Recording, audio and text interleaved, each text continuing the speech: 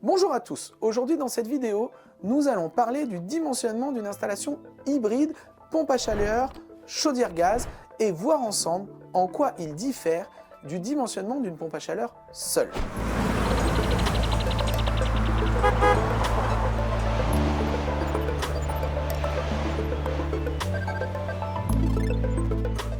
Comme pour toute installation intégrant une pompe à chaleur, un bon dimensionnement est essentiel pour garantir des performances optimales, en particulier pour la pompe à chaleur elle-même, la PAC.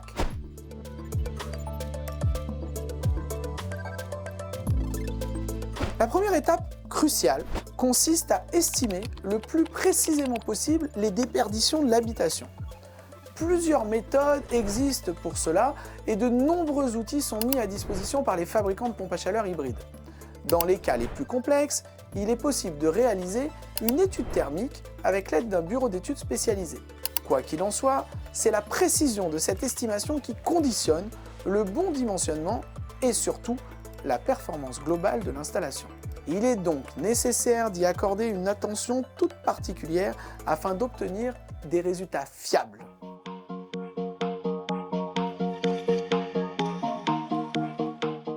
Première chose à savoir, le dimensionnement de la partie thermodynamique de l'installation, la pompe à chaleur, se fait indépendamment de l'énergie d'appoint. Cette pompe à chaleur doit alors couvrir entre 40% et 60% des déperditions de la maison à la température de référence. Il est essentiel qu'elle ne dispose pas d'appoint électrique puisque c'est la chaudière gaz qui prendra automatiquement le relais en cas de besoin. Dans une maison de taille moyenne avec des déperditions maîtrisées, une pompe à chaleur de 4 à 6 kW est généralement largement suffisante pour couvrir 40% des déperditions à la température de référence, même dans une région comme Grenoble. Ce dimensionnement permet d'optimiser le fonctionnement de l'installation hybride en privilégiant la pompe à chaleur sur la majorité de l'année tout en assurant le relais efficace par la chaudière gaz lors des périodes de froid intense. Dans les projets les plus énergivores, la présence de la chaudière gaz permet d'éviter une installation en cascade de pompes à chaleur, ce qui réduit drastiquement le coût d'investissement et simplifie l'installation. Cette solution hybride assure une meilleure flexibilité énergétique tout en exploitant la pompe à chaleur pour une grande partie des besoins et en s'appuyant sur la chaudière gaz pour gérer les pics de consommation lors des périodes les plus froides.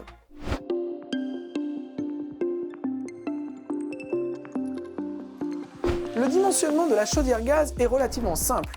La chaudière doit être dimensionnée pour couvrir 100% des déperditions de l'habitation à la température de référence.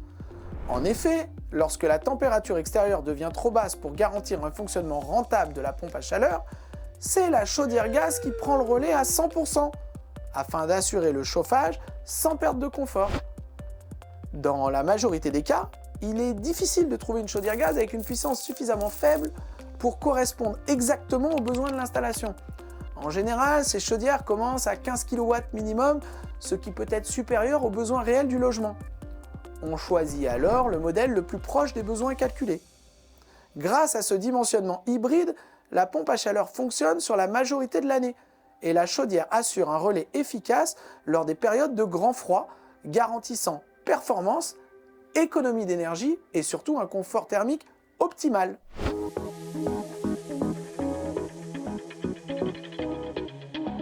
Lors du dimensionnement d'une PAC hybride, il est essentiel de prendre en compte les besoins en ECS, eau chaude sanitaire, car ils influencent directement la puissance requise pour assurer un confort optimal. Dans une installation hybride, plusieurs stratégies peuvent être adoptées.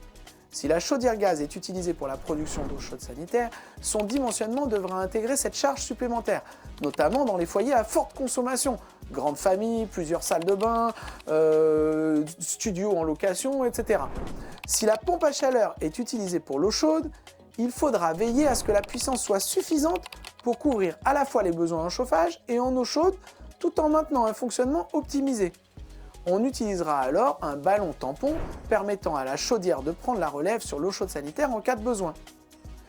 Il est très important d'évaluer les habitudes de consommation en eau chaude, le nombre d'occupants ainsi que les volumes de stockage nécessaires afin d'adapter au mieux l'installation hybride et surtout d'éviter toute insuffisance de production d'eau chaude sanitaire.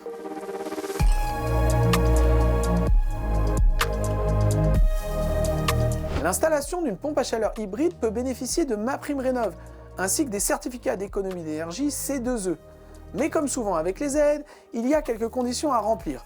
On va voir ça ensemble pour que vous sachiez exactement si votre projet est éligible.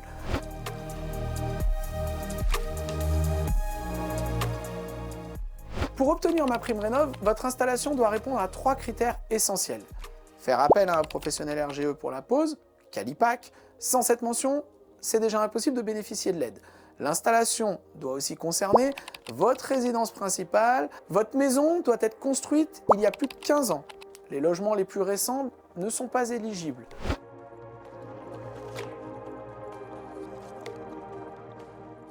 Les C2E sont une autre aide qui peut alléger la facture. Mais pour ça, il faut respecter certaines contraintes techniques liées au dimensionnement de votre installation hybride. La pompe à chaleur, par exemple, doit couvrir au moins 70% des besoins annuels en chauffage. Autrement dit, 70% de votre consommation énergétique pour le chauffage sur l'année. Par contre, elle ne doit pas dépasser 80% des besoins à la température de référence. Grenoble, par exemple, moins 11 degrés. Tout ça pour éviter un surdimensionnement de l'installation et garantir un fonctionnement optimal. Il faut aussi faire appel à un professionnel RGE, Calipac, pour la pose. Sans cette mention, impossible de bénéficier du C2E. En résumé, si votre projet coche toutes ces cases, vous pouvez bénéficier d'aides intéressantes pour réduire le coût de votre installation hybride. Pensez alors à bien faire valider ces critères dès le début du projet, car les aides ne sont pas rétroactives.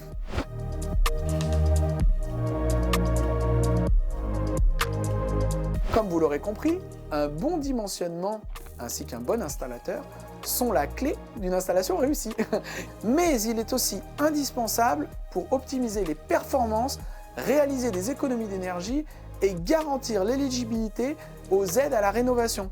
Peu importe la marque ou le modèle que vous choisissez, prenez le temps de les consulter, comparez les offres disponibles sur le marché et choisissez la solution technique la plus adaptée au projet de votre client. Il n'y a pas une seule solution, mais une multitude de solutions. Merci à tous pour votre attention. J'espère que vous aurez plein de questions et plein de commentaires à poser sur ces vidéos. J'essaierai de répondre à tout ce que je peux. En attendant, on se revoit très vite dans une autre vidéo où là, on va parler de régulation.